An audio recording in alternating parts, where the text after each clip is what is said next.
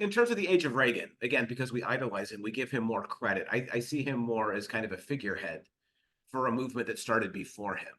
So I think the age of Reagan actually starts getting built in the 1960s. And it's the counter reaction to the war protest you were talking about. It was the counter protest to the movement culture, the rise of feminism, the civil rights movement radicalizing, the Asian American movement really sort of takes root in the late 60s. The gay rights movement, like all of this movement culture provokes a conservative backlash to it. And there's been a really good scholarship done on sort of like the direct mailing empire that was built. Like they would reach out, like so we didn't have the internet, right? So it would be mailers that you would send out to people to try to build a kind of movement.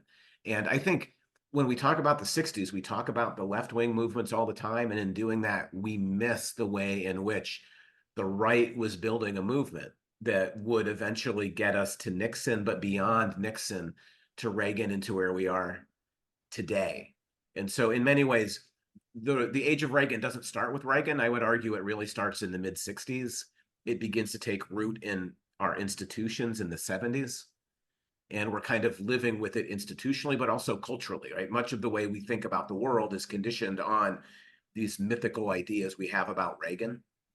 And thus why I want to teach post-45 history, right? I am completely uninterested in teaching a history of superheroes and supervillains, right? Like that's one thing I know for sure. History is not populated by superheroes and supervillains. It's populated by real people.